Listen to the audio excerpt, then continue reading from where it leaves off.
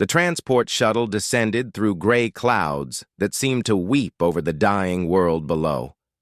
Captain Elena Vasquez pressed her hand against the cold viewport, watching the broken landscape of Vir Estal unfold beneath her. Once, this planet had been called the Jewel of the Northern Spiral. Now it looked like a forgotten painting, colors fading into dust. "Coalition Command advises immediate departure," her ship's computer announced in its calm, emotionless voice. "Atmospheric conditions deteriorating. This world has been classified as unsalvageable." Elena didn't respond. She had read the reports during her 3-week journey from Earth. The numbers told a simple, terrible story. Vir Estal was dying, and the galaxy had decided it wasn't worth saving. Too expensive, too difficult, too late. But Elena hadn't traveled across half the galaxy to turn around without seeing the truth for herself. The shuttle touched down on what had once been the capital city's main square. Elena checked her environmental suit, grabbed her survey equipment, and stepped out into the silent ruins. The air tasted metallic through her suit's filters.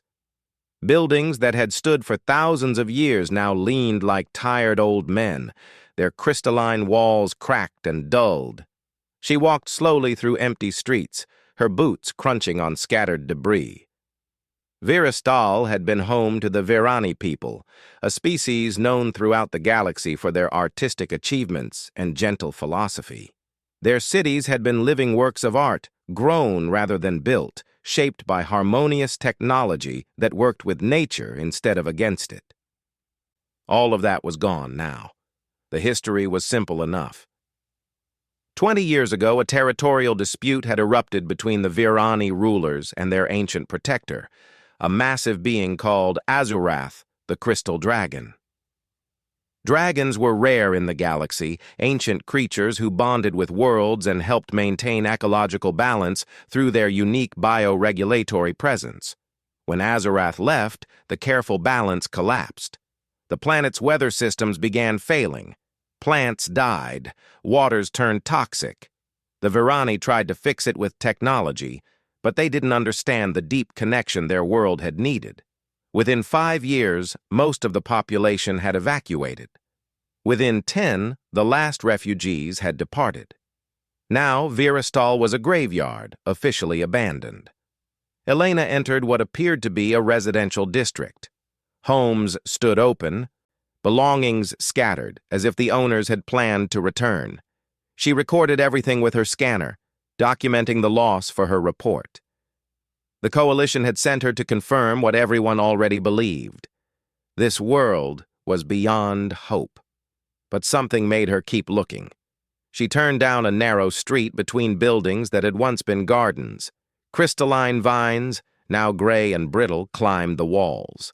Her suit's sensors detected no life signs. Nothing lived here anymore. Then she heard it, a sound so soft she almost missed it, a tiny cry, weak and desperate. Elena froze, listening.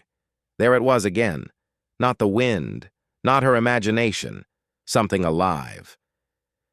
She followed the sound to a collapsed building. The entrance was blocked, but there was a gap near the ground. Elena knelt and peered into the darkness beyond.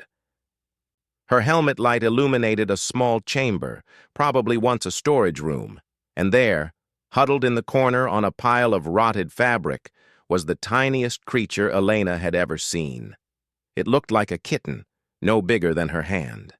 Its fur appeared crystalline, like the buildings around them, but the crystals were dull and dark. The creature's eyes were enormous in its small face, reflecting her light with a dim, scared glow. "Oh," Elena whispered. "Oh, little one." The kitten mewed again, so weak the sound barely carried. Elena's heart clenched. She had studied the briefing materials. She knew what this was. The Virani had shared their world with several species, all part of the interconnected ecosystem. This was a crystal kitten, one of the small mammals that had lived in every Virani home and garden. They had been declared extinct 5 years ago. "I'm going to get you out," Elena said softly, even though the creature couldn't understand her words. Tone mattered. Gentleness mattered. She expanded the gap carefully, moving debris piece by piece. Her suit's strength augmentation helped, but she worked slowly, making sure nothing would collapse. Finally, the opening was large enough. Elena reached in slowly, letting the kitten see her gloved hand. The creature was too weak to run. It simply watched her with those huge, frightened eyes. "It's okay," Elena murmured. "I've got you." She lifted the kitten with infinite care. It weighed almost nothing, just bones and dulled crystal fur. It should have been glowing with health, according to the records. Instead, it was dying. Elena held the tiny creature against her chest, feeling it tremble. How long had it been alone? How had it survived this long? She activated her communicator. "This is Captain Vasquez to Coalition Command. I'm extending my survey mission. I've found a survivor." The response crackled through after the communication delay. "Negative, Captain. You are ordered to complete standard survey and return. Extraction window closes in 6 hours." Elena looked down at the kitten. Its eyes were closing. It had given up. "Request denied," she said firmly. "I'm not leaving." She carefully opened her suit's chest compartment, creating a small, temperature-controlled pocket. She placed the kitten inside against her uniform, where it could feel her warmth and heartbeat. The creature made a small sound and pressed closer. Elena resealed her suit and stood. She pulled up her research files and began reading everything available about crystal kittens. They needed specific minerals, particular temperatures. Most importantly, they needed care. She started walking back to her shuttle, each step careful and measured. The kitten's breathing was shallow against her chest. "Hang on, little one," she whispered.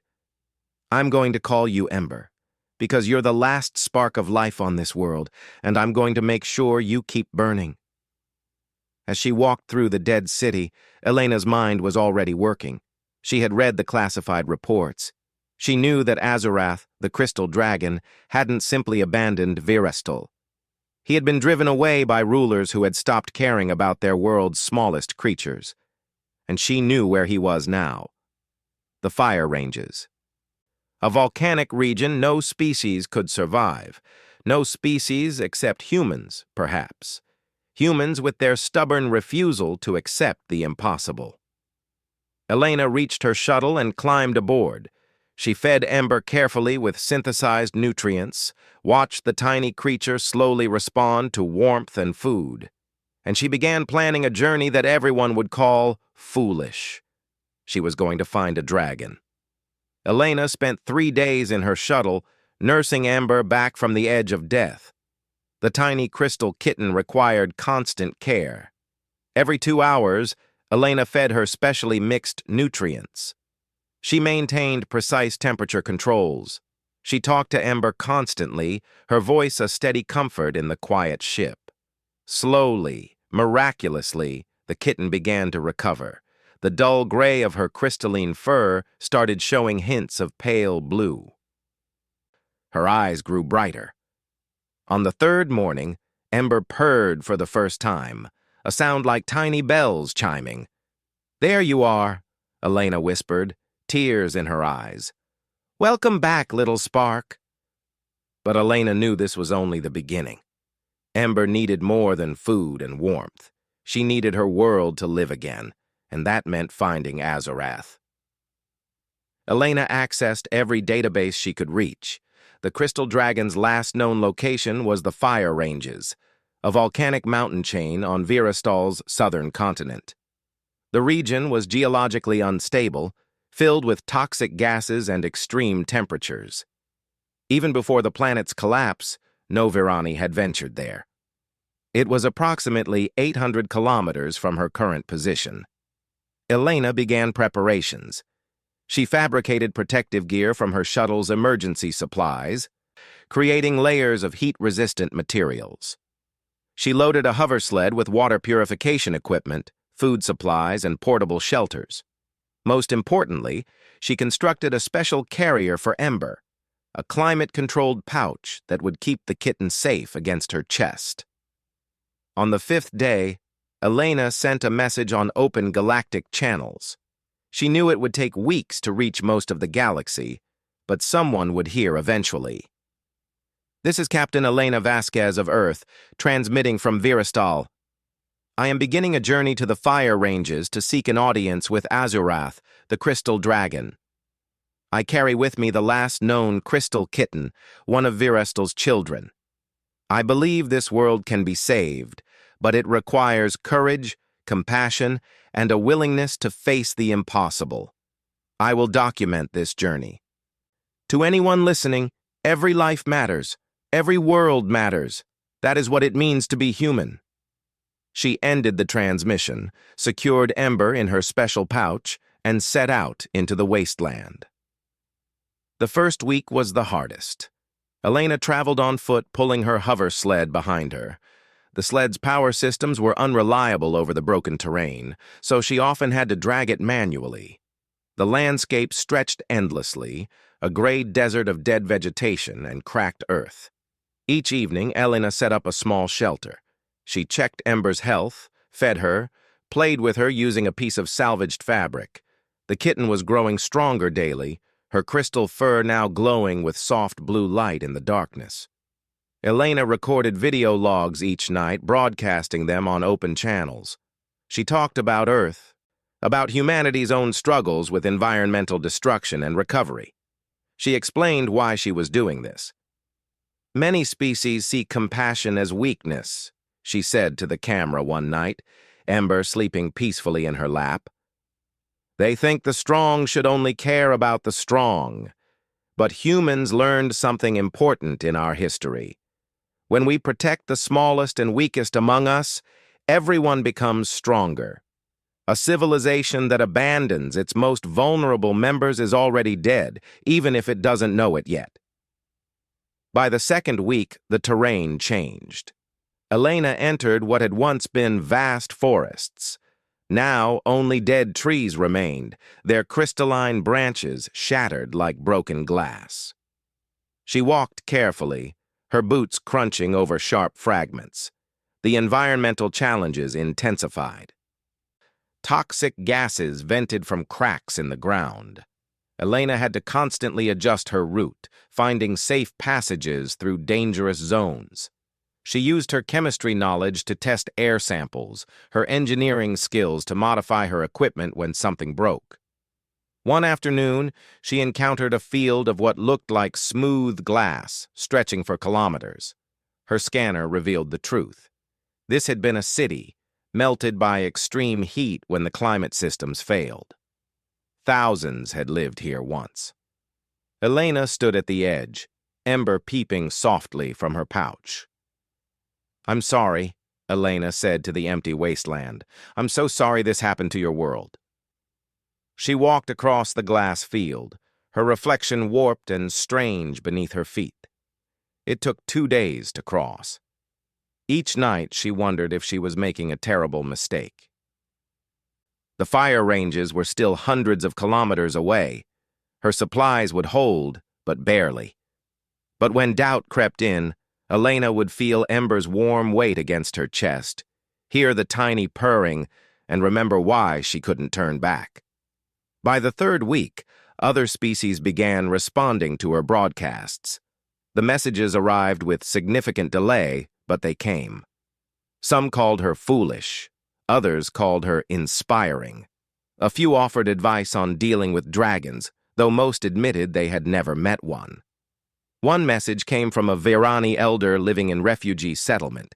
His voice was old and sad. "Captain Vasquez, I am Keloran, former keeper of the Crystal Gardens. I cannot believe a crystal kitten survived. We thought them all lost. What you are attempting is beyond dangerous. Azurath is a being of immense power and ancient pride. He does not forgive easily. But if anyone can reach him, perhaps it is a human. Your species has a reputation for stubborn hope. May that hope carry you through fire." Elena saved that message, playing it back when the journey felt impossible. The landscape grew harsher as she approached the fire ranges. The ground became hot beneath her boots. Sulphurous steam vented from cracks. The sky took on a reddish tint from volcanic particles. But Ember was thriving. The kitten played in her pouch, batting at Elena's fingers. She was growing, her fur now brilliant sapphire blue. Sometimes when Ember purred, Elena could feel a subtle vibration that seemed to resonate with the world itself. The crystal kittens had been part of Virastal's ecosystem in ways the databases couldn't fully explain. On the 21st day, Elena climbed a ridge and saw them. The fire ranges, mountains wreathed in smoke and glowing with internal heat. Somewhere in that inferno lived a dragon. Elena checked her gear one final time. She lifted Ember from the pouch, holding the kitten gently in both hands. Ember looked at her with bright, trusting eyes. "This is it, little spark," Elena said softly. "Tomorrow we find Azurath. Together we're going to save your world." Ember chirped and touched her tiny nose to Elena's. In the distance, lightning flickered between the volcanic peaks, and Elena thought she heard something vast roar in answer. The final approach to the fire ranges took 2 more days. Elena descended into a valley where the air shimmered with heat, even through her suit's protection systems. Rivers of molten rock flowed between black stone formations. The ground trembled constantly beneath her feet. Ember sensed the change. The kitten stayed quiet in her pouch, occasionally peeping softly. Elena kept one hand over the carrier, reassuring her small companion with gentle touches. "We're almost there," Elena murmured. "Stay brave, little one." On the morning of the 23rd day, Elena entered a massive volcanic caldera. The crater stretched several kilometers across, its walls rising like the ramparts of some ancient fortress. At the center stood a mountain of black crystal, shot through with veins of glowing orange that pulsed like a heartbeat. And there, coiled around the crystal mountain, was Azurath. Elena had seen images of dragons in galactic databases. None had prepared her for the reality. Azurath was enormous, easily 500 meters from nose to tail. His scales weren't simple armor, but living crystal that shifted through colors like auroras, dancing across a night sky. Blue to green to purple to silver, constantly flowing. His wings, folded against his sides, seemed to contain entire galaxies within their translucent membranes. Elena stood at the caldera's edge, suddenly aware of how impossibly small she was. She was a tiny speck of flesh and determination facing a being older than her entire civilization. She took a deep breath and walked forward. The ground shook. Not from volcanic activity this time, but from Azurath lifting his massive head. Eyes like miniature suns focused on her, ancient and knowing. When the dragon spoke, his voice resonated through the earth itself, through the air, through Elena's very bones. "Why does a fragile mammal dare approach me?" The words weren't hostile, merely curious, as someone might ask why an insect had landed on their hand. But the sheer power in that voice made Elena's teeth ache. She stopped 50 meters from the dragon's nearest claw, which was larger than her entire shuttle. She reached up and carefully opened Ember's pouch. The kitten peeked out, her blue crystal fur glowing brightly against Elena's chest. Elena held Ember gently in both hands, lifting her so Azurath could see. "I bring you one of your kingdom's children," Elena said, her voice steady despite her racing heart. "She was alone and dying. I have cared for her, and now I ask you to witness what I am willing to endure for this small life." Azurath's enormous head tilted. The dragon descended from his mountain perch with surprising grace, each movement deliberate and fluid. He approached until Elena stood in his shadow, until she could see her reflection 1,000 times in his crystal scales. "A crystal kitten," Azurath said, his voice softer now, like distant thunder. I believed them all lost. She survived, Elena said. But she cannot survive without her world. And her world cannot heal without you. The dragon's eyes fixed on Ember. The kitten, showing no fear, mewed loudly and wriggled in Elena's hands. Elena held her breath, but Azurath simply watched, something unreadable in his ancient gaze. You traveled far for this small creature, Azurath observed. You who are not of Virastal. Why? Because every life matters, Elena said simply. Because when we see something suffering, we have a choice. We can look away or we can help. I chose to help. Words are simple, Azurath rumbled. Courage alone means nothing. Many have come to me with pretty speeches. Prove this compassion you speak of. The dragon gestured with one claw toward a narrow bridge of stone that stretched across a river of lava. As Elena watched, flames erupted along the bridge's length, dancing and weaving. But these weren't normal flames. They were dragon fire, crystalline and beautiful and utterly deadly. Cross the bridge, Azurath commanded. Protect your small companion from harm. If your compassion is true, you will succeed. If it is merely words, you will fail. Elena looked at the bridge. The flames rose 3 meters high in places. The heat was already intense from where she stood. Her suit could handle high temperatures, but not dragon fire. Not for long. She looked down at Ember, who gazed back trustingly. Elena made her decision. She returned Ember to the protective pouch and sealed it completely, activating every shielding system. Then she removed her outer protective layers and wrapped them around the pouch, creating multiple barriers. She fashioned more protection from her emergency supplies until Ember was cocooned in the safest nest she could create. The kitten would be protected. Elena herself would not. Stay safe, little spark, Elena whispered, pressing her lips to the outside of the pouch. This is going to be scary, but I promise I won't let anything hurt you. She secured the heavily protected pouch against her chest and approached the bridge. The heat was incredible. Elena's suit began registering dangerous temperatures before she even stepped onto the stone. She took a deep breath and began walking. The flames rose around her immediately. Pain blossomed across her exposed hands and face. The suit's internal systems screamed warnings. Elena gritted her teeth and kept walking, one careful step at a time. She couldn't rush. Rushing meant stumbling, and stumbling meant falling or striking Ember against something. She had to move steadily, had to stay calm. So Elena began to sing. It was a lullaby her grandmother had taught her, a simple melody from Earth. She sang it softly, partly to comfort Ember through the protective layers, partly to keep herself focused through the pain. Hush, little star. Don't you cry. Mama's gonna sing you a lullaby. The flames burned hotter. Elena's vision blurred. Her hands were shaking, but she kept singing, kept walking, kept protecting the small life against her heart. Halfway across the bridge, Elena's legs gave out. She dropped to her knees, gasping.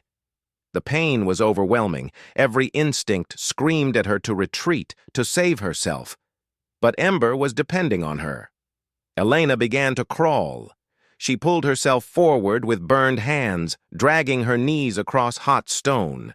She never loosened her protective hold on the pouch. She kept singing, though her voice was barely a whisper now.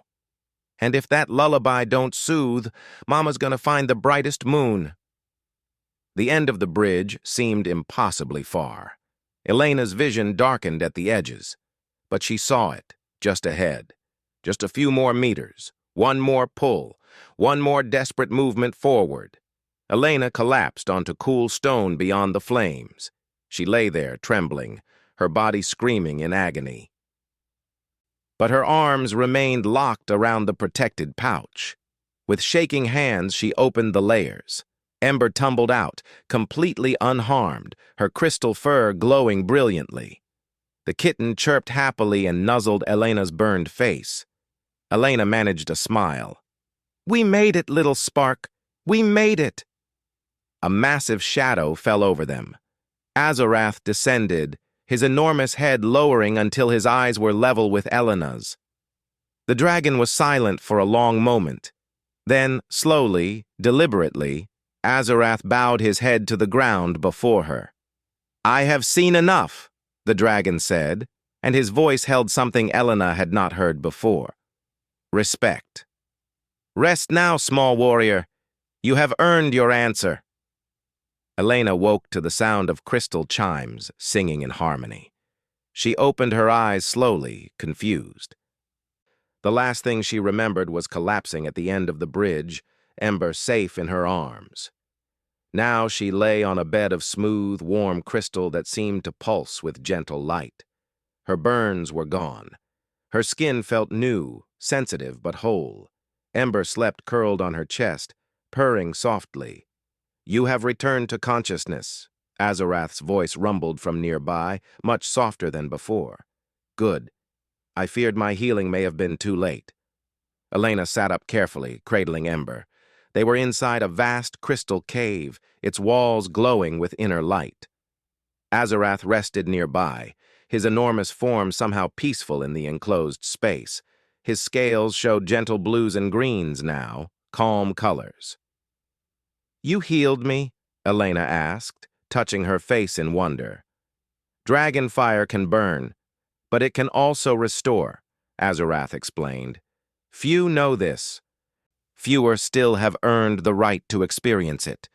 You crossed my test not with power or trickery, but with pure devotion to another's welfare. Such acts are rare in this galaxy, rare enough that they must be honored." Elena looked down at Ember, who had awakened and was batting playfully at her fingers. "I only did what anyone should do." "No," Azarath said firmly. "Most would not. Most would have calculated the cost, weighed their own safety, and turned away. This is why I left Virastal." The dragon shifted, his massive head turning toward the cave opening where the volcanic landscape stretched beyond. His eyes grew distant, sad. 20 years ago, the rulers of this world forgot something essential. They saw me as a tool, a convenient power to maintain their comfort. They stopped caring for their world's smallest creatures.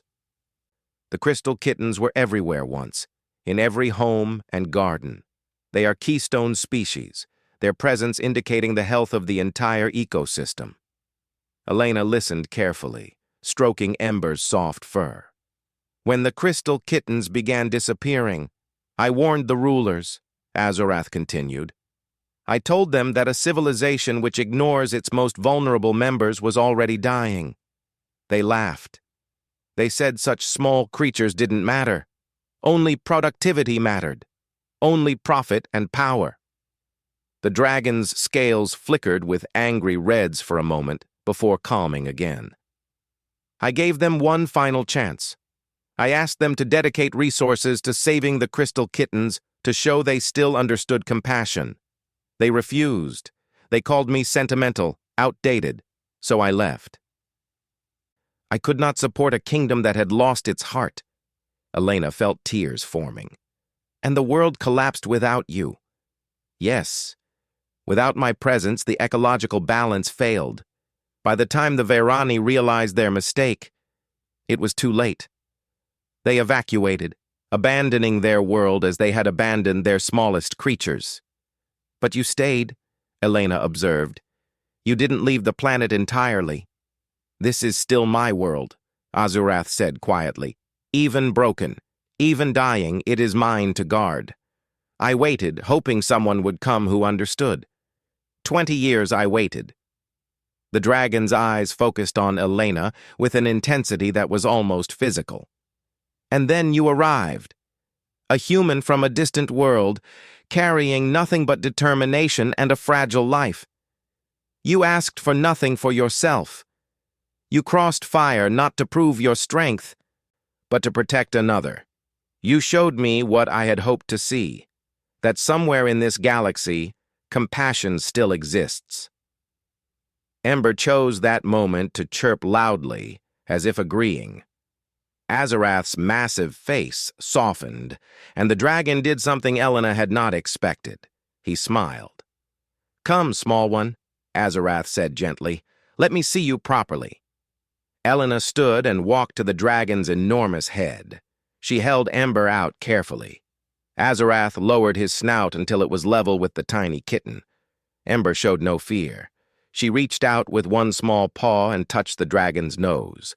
Light flared where they connected, brilliant and beautiful. Ember's crystal fur blazed with sudden intensity, cycling through every color imaginable. The kitten chirped in what sounded like delight. "She recognizes me," Azarath said, wonder in his voice. "The connection is still there. The old bond between dragon and crystal kitten forged over millennia. It can be restored." "Then you'll come back?" Elena asked hopefully. "You'll help save Viristal?"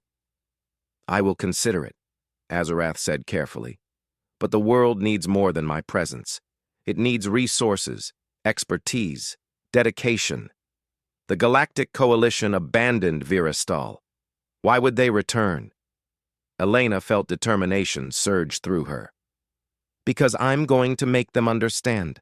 We'll show them that some things are worth saving, not for strategic value or profit, but because it's the right thing to do." She lifted her communicator, which had somehow survived everything. "My broadcasts have been going out this entire time.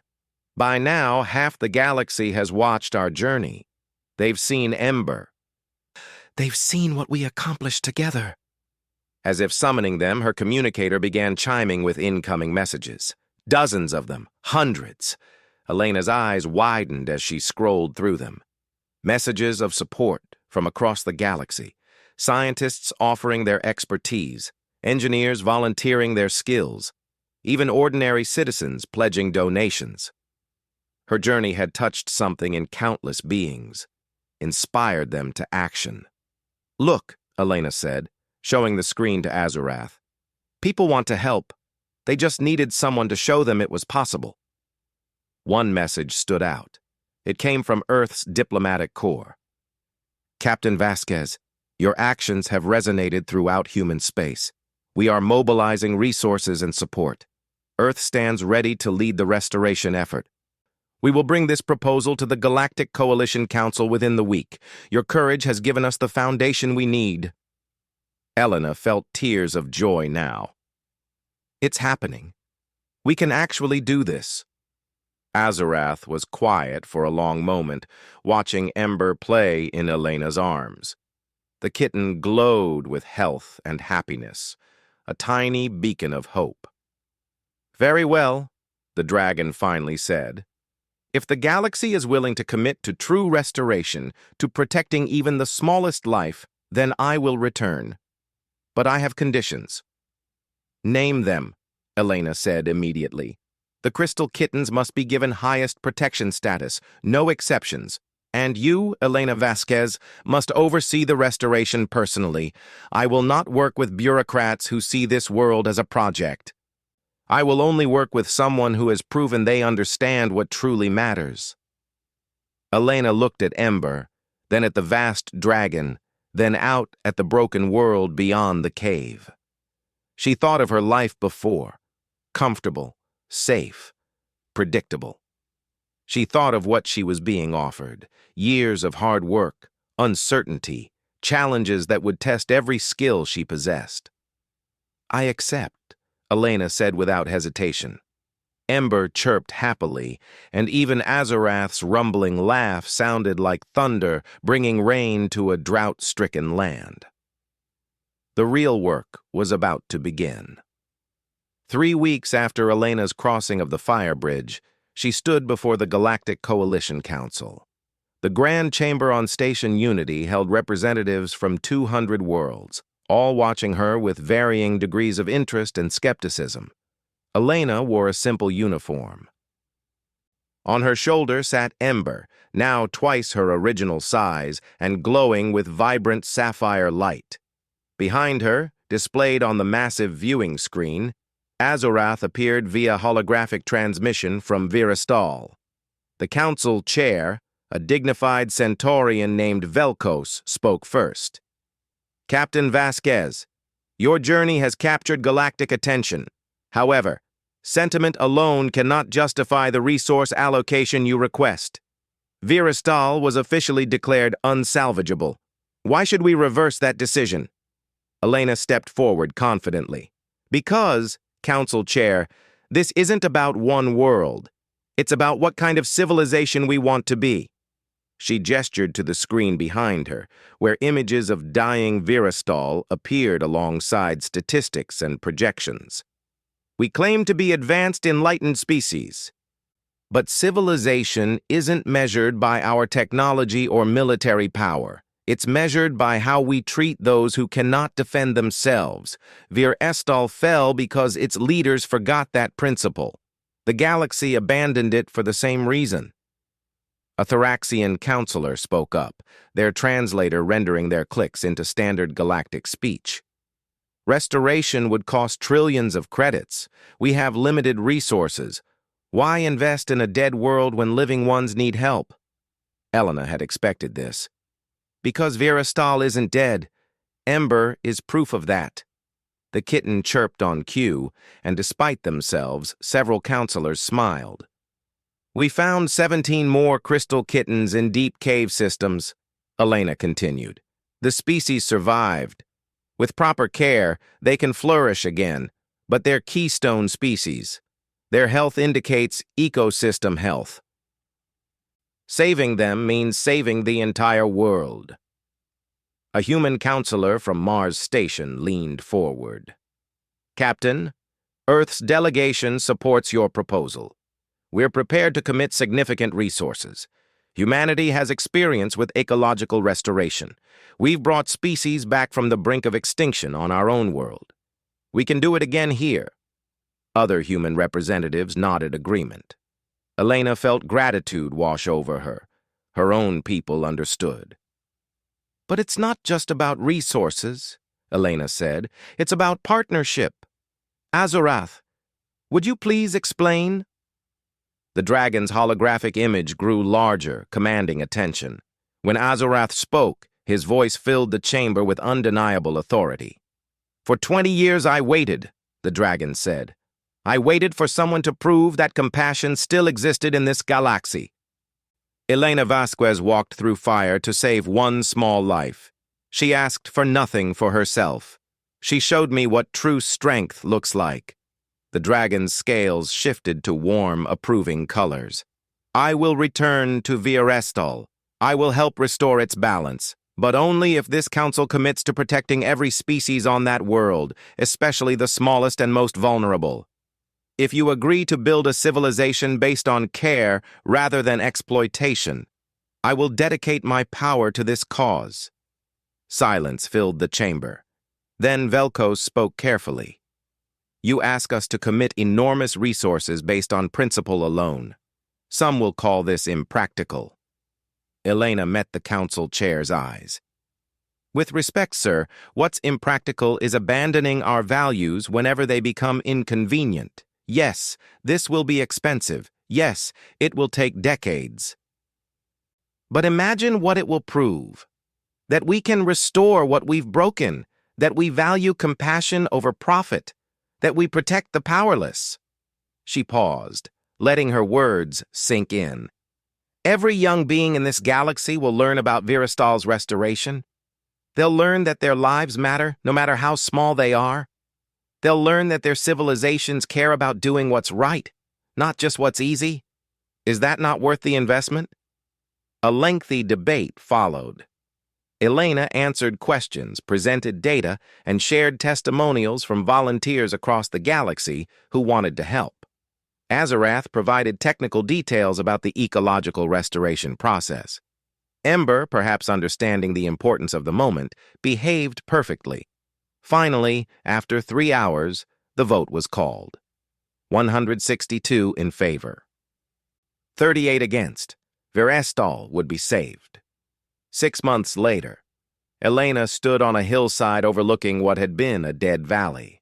Now it bloomed with new growth. Crystalline plants, carefully cultivated and reintroduced, sparkled in the sunlight. Water flowed again in streams that had been dry for years. The air smelled fresh and alive. Behind her, a settlement was taking shape. Scientists from a dozen worlds worked alongside engineers, botanists, and ecologists. Humans led many of the teams, but everyone contributed.